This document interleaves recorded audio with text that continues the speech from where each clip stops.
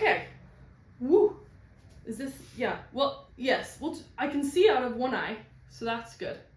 Welcome back to the studio.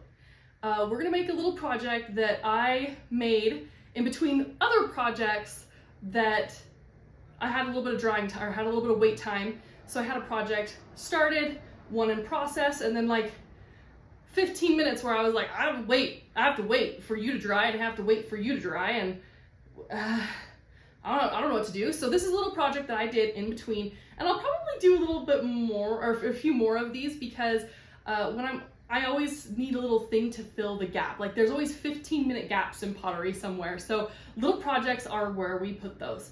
So this is a little project. I love rings. I don't wear them very often in my videos, but in my personal life, I do wear rings quite a bit. So I thought we'll make a witch hat ring holder for the season. You're gonna need some clay, a wire to cut your clay with, because sometimes I don't really want to just grab it. Probably, I don't know, maybe like that much or less. And we're gonna make a witch hat. So half your clay, let's get it worked, because clay needs to, we need to give it a little bit of a smack for the clay molecules sit like this if they've been at rest for a while. So if you give it a smack, it shocks those molecules into kind of releasing, so they become a little bit more fluid, so it's easier to work your clay, especially if you're working in porcelain or a porcelain adjacent. And I think I want this much. So we're gonna need some water. So I'm just going to start doing a pinch pot. And when I think I've got like, I don't know, that much space, because you want your piece to be hollow so it's not fully, you know, like you're not drying all this clay. And then here, I'm going to start forming the brim. And because witch hats can be wonky, who cares what it looks like? This brim is gonna be amazing when we're done with it. You could also throw this on the wheel. It would be super easy to throw on the wheel. This is actually gonna be harder for me than if I had chosen to throw it on the wheel. This is where I'm gonna need water, because I'm gonna start pulling up the witch hat, the pointy part, just like if I were pulling a handle. And then I think I might use a cookie cutter to actually cut this rim to size, which might be kind of fun. But this is just a quick little project.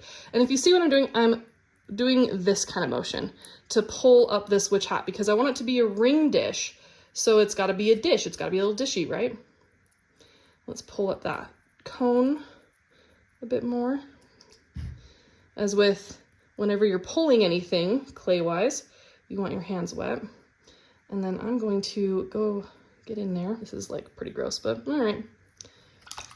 Ugh. Honestly, I do not like being messy with my clay, but here we are being messy with my clay. And then I'm going to shape the inside. Grab a sponge here. Now it's a little too slippy to do what else I want to do with it. I swear, working with clay is just water management, you know?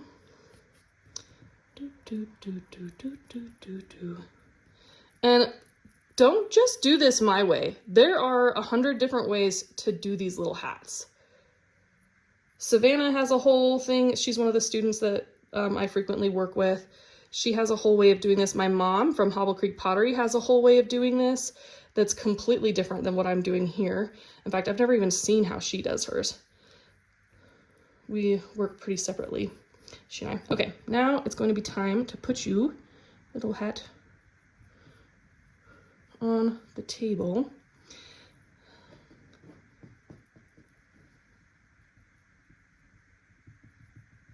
And smooth out a little bit more like this. And of course you could just leave it wonky like this. We're gonna add a belt here. But now that I see it, I like a uniform dish. So I'm gonna do this. Please work. Give it a little spin. Now I probably should have cornstarched my cookie cutter so that I don't have to pop this hat out too hard, because it's gonna wanna stick. Yep, just gentle working at the clay here. Come on, baby. If you do this in porcelain, just know that all those extra bending steps are gonna come back to haunt you. Porcelain likes to hold a grudge, so just be nice to your porcelain. Oh, that's coming along quite nice. I'm quite happy with that.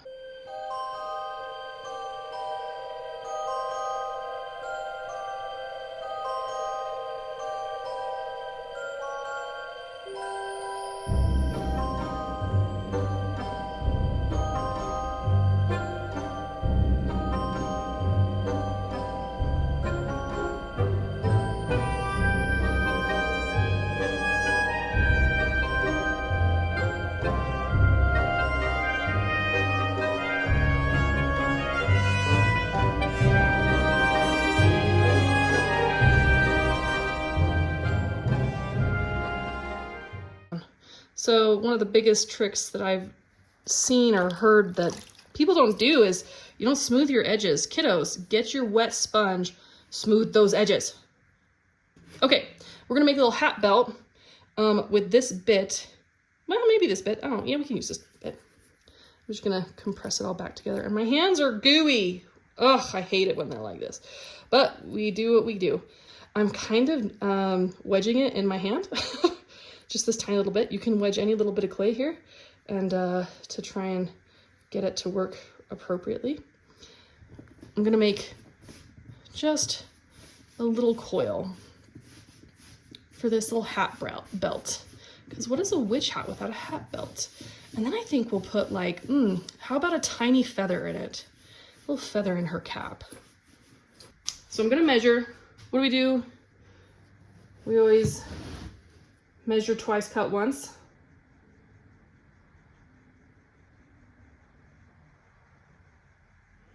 Okay, that I think counts as measuring twice.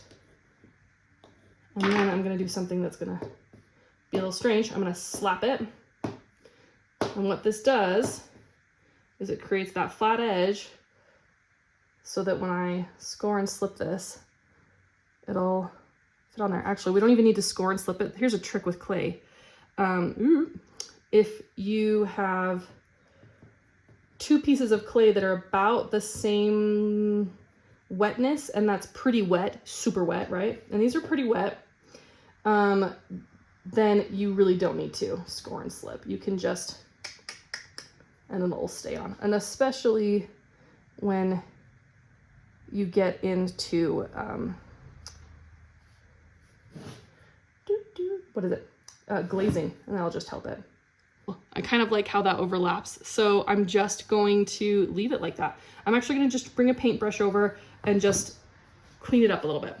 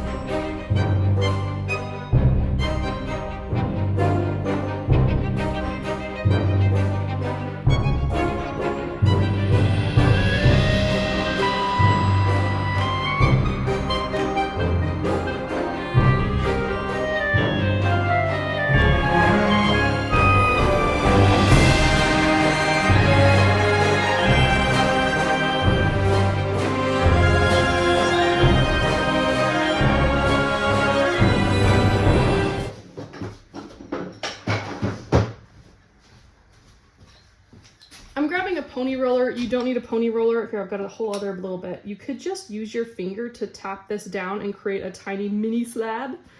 Look at that itty bitty little cutie. Make sure you pull it up before you start cutting on it, otherwise you'll never get it off the table. So pony roller or your finger, both are going to get us to where we want. Look at that nice little feather shape on that one already. Okay, because I kind of need to hold it here. Feather shape.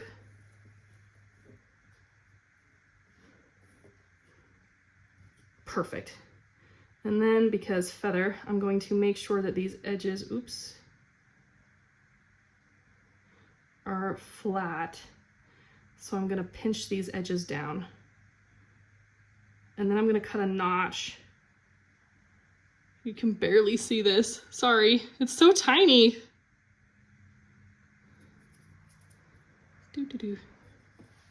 imperfections, right? So you know that it's a feather and not like a leaf. I cut a little notch out. Didn't cut as well as I wanted it to. And then we'll give it a little bit of feather design. Like that. See, there's my little feather. And then of course I'll shape it up a little bit more with the paintbrush. Okay, so this I am gonna score and slip a little bit because it is a little dry. Ah, no!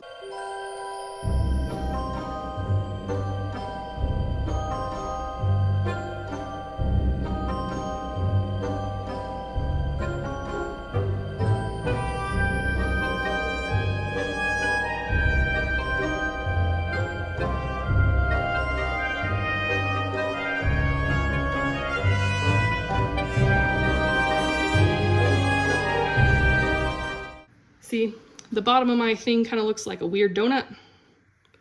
So I'm just gonna clean it up for... Ooh!